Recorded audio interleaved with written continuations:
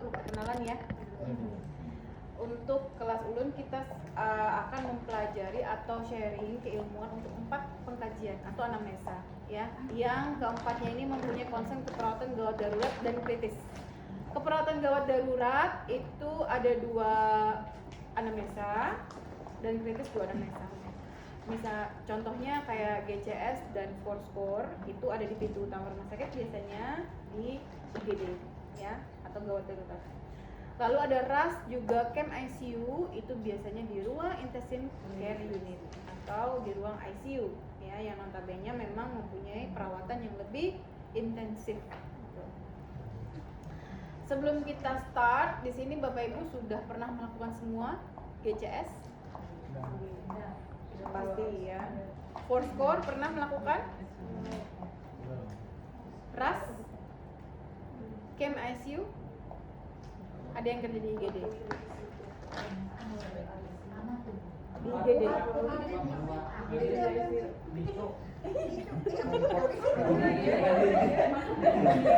Di ICU ada? Yang di ICU ada? Di mana Bu? Rumah sakit mana? Oh, Jasin ya? Oh, Hasan Basri itu ya, Hasan Basri. Oke. Di Hasan Basri pakai camp ICU? RAS? Oh, GCS. Untuk memeriksa delirium GCS juga? Oke ya. Nah, di sini mungkin nanti boleh ini ilmu baru mungkin ya, boleh diinfokan ke ruangan kalau kita sebenarnya ada pengkajian lebih spesifik agitasi sedasi itu RAS kita bisa pakai, dan delirium yang pasti ruang intensive care unit kadang atau berapa persennya itu pasti ada deliriumnya terganggu. Kita bisa cek dengan camp ICU. Bahkan di camp ICU itu juga masuk juga si RAS. Nah, jadi bisa opsional. RAS itu bisa digunakan di dalam pemeriksaan camp ICU. Tapi RAS tidak perlu camp ICU seperti itu, ya. Kita mulai dengan yang paling basic dulu, yaitu GCS yang sudah pasti pernah dilakukan gitu ya. Nah, GCS ini adalah pemeriksaan awal pintu utama di semua ruangan yang pasti pakai gitu ya, terutama di ruang IGD. Biasanya kalau pasien operan atau pasien dirujuk ya, biasanya perawat itu selalu minta status GCS-nya berapa kayak gitu ya. GCS ini secara konsep adalah sistem penilaian yang terstandarisasi yang digunakan untuk menilai tingkat kesadaran pada pasien dengan gangguan kesadaran. Dan poin pada GCS itu selalu memperhitungkan angka kognitif, perilaku, dan fungsi neurologis, yang semua itu tergabung dalam pemeriksaan EVM, I, verbal, dan motorik. Nah, biasanya E-nya berapa, V-nya berapa, M-nya berapa ya. Oke. Tujuannya memantau pasien dengan dugaan atau diagnosis cedera kepala, mau itu ringan, sedang, berat ya, atau tidak seperti itu pun kadang kita harus cek GCS-nya ya. Lalu memantau tingkat kesadaran pada pasien apapun yang mengalami penurunan kesadaran.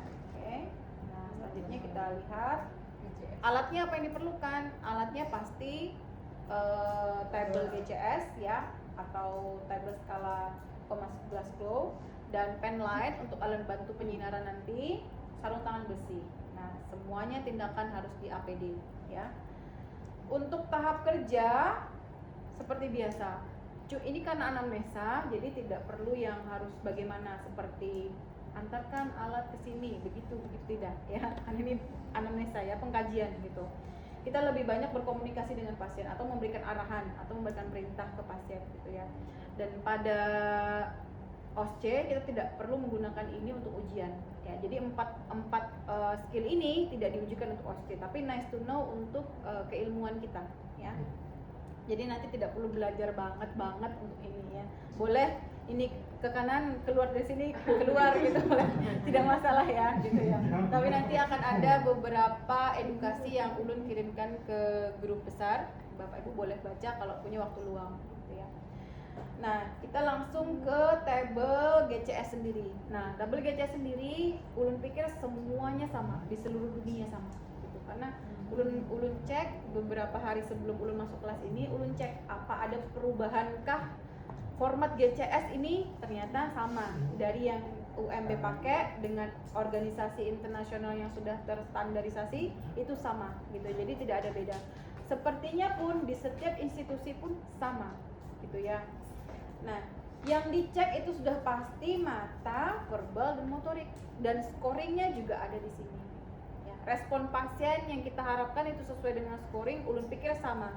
Cuman kalimatnya mungkin yang membedakan dari bagian Muhammadiyah, Rumah Sakit Soka Insan, Ansari Saleh gitu ya. Mungkin kalimat yang ada pada respon pasiennya gitu ya. Tapi intinya sama saja gitu ya. Oke.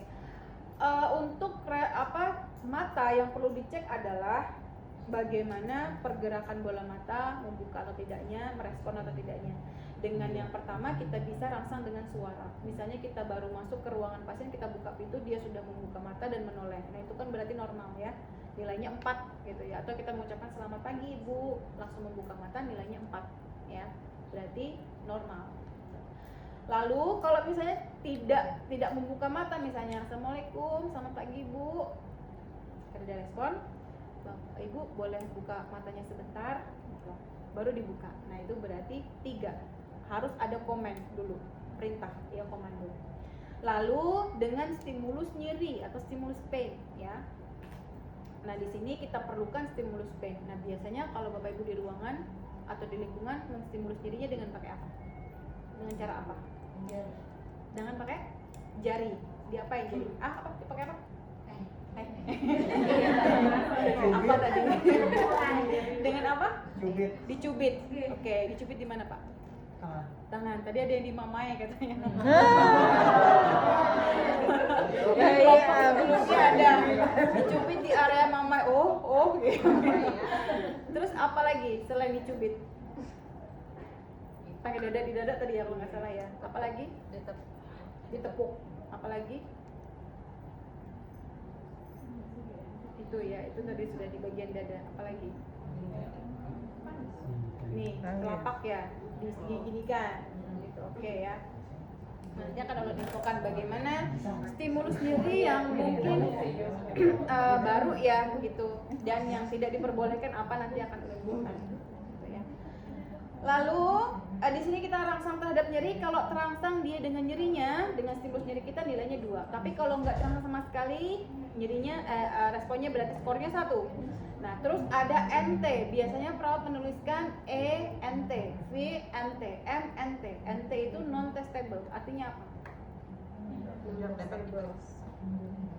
Apa? Tidak diperiksa, tidak boleh diperiksa, atau tidak diindikasikan untuk diperiksa karena area itu dilarang untuk diperiksa. Biasanya berbagai indikasi, contohnya ruptur, contohnya ada jejas, contohnya bleeding ya. Bayangkan kalau kita mau mencek mata yang tertusuk di dalamnya ada paku, apakah itu perlu dicek? Tidak boleh. Berarti kita harus mengeluarkan pakunya dulu, kita sterilkan, baru kita cek. Seperti itu ya, sampai dia normal matanya dengan perawatan bisa membuka dengan normal. Itu yang diharapkan. Makanya NT tidak boleh diperiksa, intinya seperti itu. Ya, kalau perawat menuliskan NT, oh berarti ini ada resiko nih kalau dicek gitu. Resikonya apa? Gitu ya. Jadi tidak boleh. Misalnya dia tidak bisa membuka karena perih sekali kata pasiennya, berarti pas kita cek, oh ternyata ada kelimpanan biji beling misalnya, apa sih? Beling, sorry ya, beling ya, beling serpihan kecil gitu tertusuk di sininya, ternyata dia tidak bisa buka mata karena itu, kan kita nggak tahu, berarti ente nggak boleh dulu diperiksa, harus pemeriksaan mendalam seperti itu ya. Lalu yang selanjutnya adalah verbal ya, atau kata atau kalimat yang ada pada pasien. Ini fokusnya pada orientasinya. Nah, pada penelitian-penelitian yang ulun baca, yang sebelumnya ulun melakukan riset ya. Jadi kita seorang perawat atau tenaga medis sekalipun, kalau kita mau ngecek status kesadaran pasien, jangan pakai pertanyaan mendalam atau panjang. Cek aja, Bu, baju ulun warna apa? Orientasinya yang kita mau lihat untuk verbal, ya. Orientasinya, atau Bu ini harinya apa, malam siang gitu maksudnya ya, atau Bu ini siapa, perlihatkan anggota keluarganya gitu ya, itu Bu ini apa gitu, itu saja orientasinya. Kalau pasien bisa menjelaskan dengan orientasi tepat, waktu tepat, orang tepat, berarti bagus. Tapi kalau pasiennya perlu siapa ya, oh ini anak saya gitu, berarti ada tahanan, dia loading dulu, berarti nilainya adalah gitu ya. Terus kalau dia tidak bisa menggunakan kata-kata yang tidak sesuai atau tidak teratur, tidak mempertahankan kecakapan bicara, tidak stabil tidak konsen dalam bicaranya, berarti nilainya 3. Bingung pasiennya ya, bingung terus menerus. Kalau yang 4 tadi kan bingung sebentar terus lancar gitu ya. Kalau di poin 3 ini dia bingung terus menerus sehingga tidak teratur kalimatnya, flight of idea, apa ditanya jawabannya apa kayak gitu. Biasanya pasien penurunan kesadaran pasti kayak gitu. Terus suara tidak teratur. Nah, biasanya suara tidak teratur ini pasien-pasien yang mempunyai cedera pada rongganya atau di sininya ada tahanan atau apa seperti itu sehingga suaranya itu tidak stabil. Misalnya seperti iya kayak gitu. Nah, itu berarti dia tertahan suaranya. Ada tahanan di situ gitu.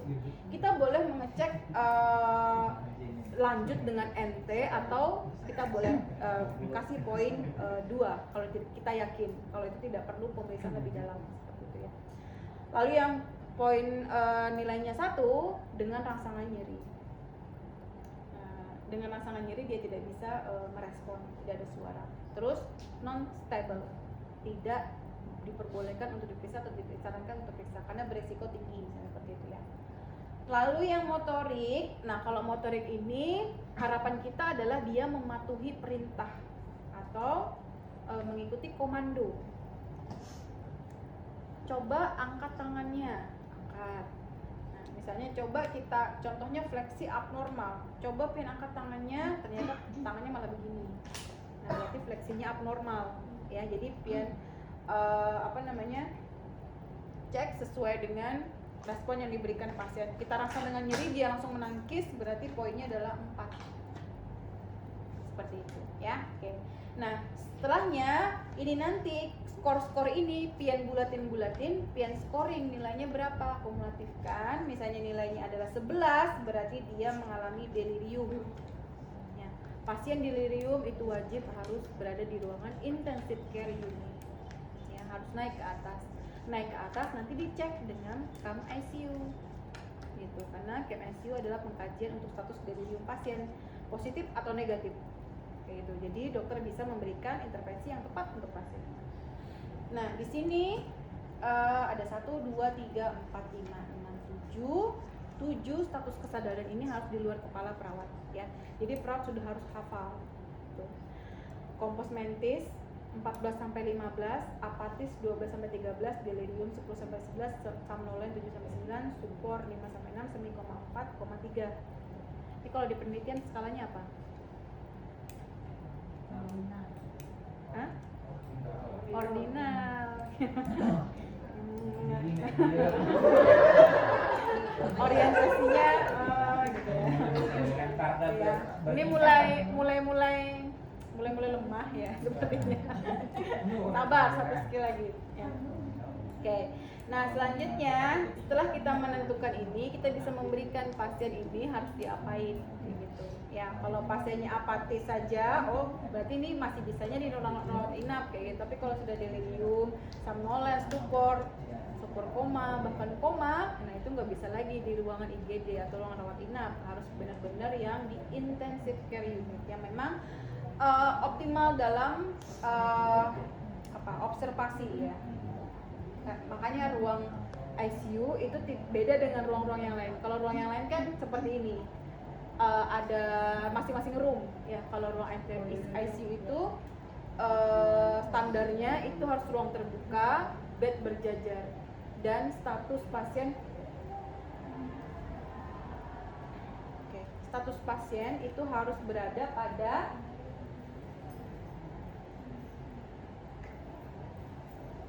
Okay, I found this on the web for Thunder Bay Burger Den status passion.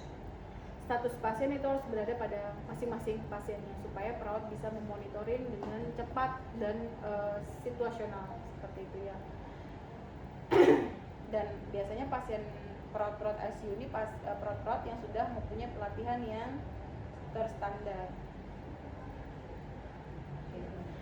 Itu tadi untuk GCS. Nah sekarang ulun akan perlihatkan GCS yang ulun dapatkan pada, ulun bilang tadi, organisasi atau kesatuan yang memang fokusnya untuk status kesadaran. Institute of Neurological Science, Greater Glasgow and Clyde. Ya, ini adalah satu organisasi seperti AHA ya. Kalau AHA kan dia fokusnya ke BHD ya. Kalau ini statusnya pada status kesadaran, fokusnya gitu. Jadi dalam organisasi ini mereka selalu menekankan kalau GCS itu tidak boleh tidak melewati 4 tahapan: check, observe, stimulate, dan rate. Selalu harus itu, tidak boleh terlingkawi, mau observe dulu baru cek, tidak boleh. Jadi kita cek dulu pasiennya kenapa, kita observasi ada apa di pasiennya, kita stimulasi, kita rangsang. Setelah kita tahu nih ada apa dengan pasien, kita rangsang. Setelah kita tahu hasilnya apa, kita simpulkan. Nah, yang ulun lihat adalah di sini komponen penilaian antara eye, verbal, motorik itu sama, ya, sama dengan apa yang tadi kita sudah bahas, gitu. Dan ulun yakin di semua institusi pun seperti ini, gitu ya. Namun di organisasi ini dia lebih terorganisir saja, gitu ya. Gejala atau kriteria itu satu aspek seperti itu. Kalau tadi kan pembahasannya banyak tuh ya, terkumpul gitu ya. Kalau ini dia terorganisir seperti itu dan scoringnya sama kok, nggak beda, gitu ya. Nah terus yang selanjutnya yang ulun mau infokan adalah ini. Nah mungkin di situ nggak kelihatan ya, putih semua gitu.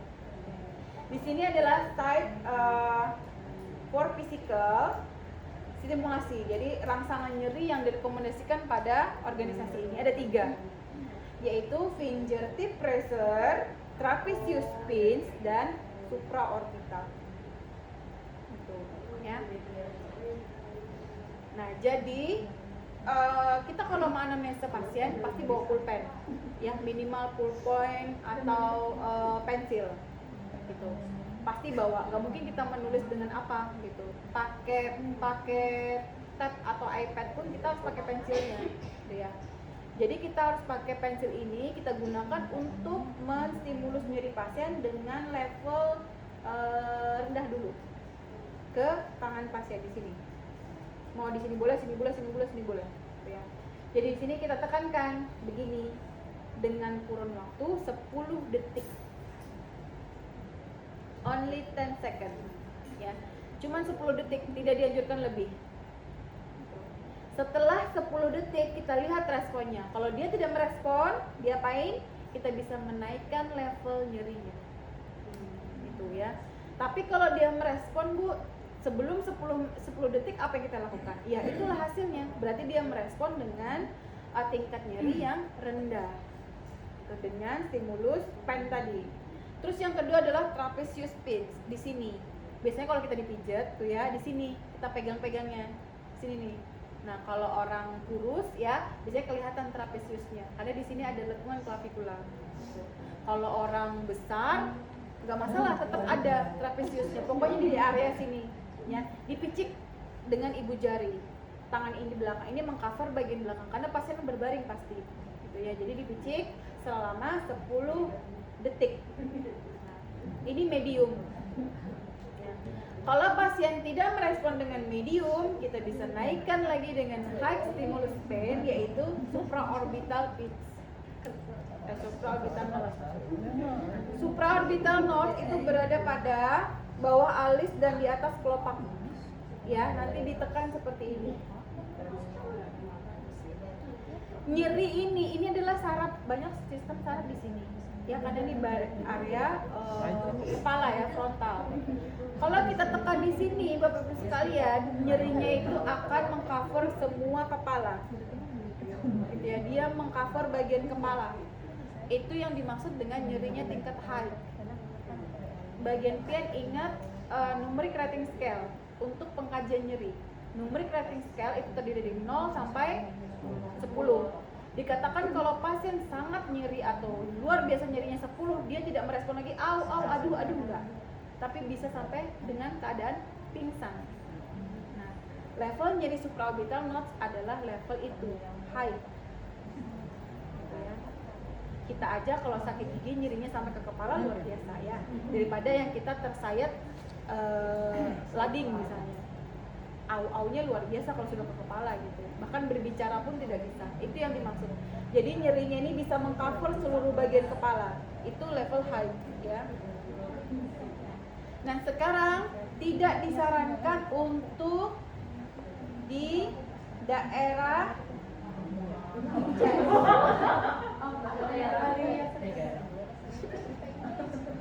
nggak kelihatan udah ya, kalau sih kelihatan. Jadi tidak disarankan di daerah dada. Alasannya apa? Satu, karena di daerah dada itu adalah areanya tulang. Ya, semakin kecil tekanan tapi berat ke daerah tersebut akan semakin besar kerusakan keretakan. Ya, kalau kita memberikan BHD kan punggung tangannya. Nah, punggung tangan ini kan besar bentuknya. Tapi kalau kita menekankan jari kita atau begini itu kecil. Karena dan kita tidak tahu apakah di dalam ini ada keretakan tulang, ada jejasnya, ada bleedingnya, atau ada apapun itu. Kita nggak tahu. Nah, dalam organisasi ini mengatakan jangan sampai kita memberikan tekanan pada dada, kita memberikan masalah baru kepada pasien. Sebenarnya resiko, tapi tidak disarankan oleh mereka, gitu ya. Tapi selama ini banyak kita lakukan di lapangan.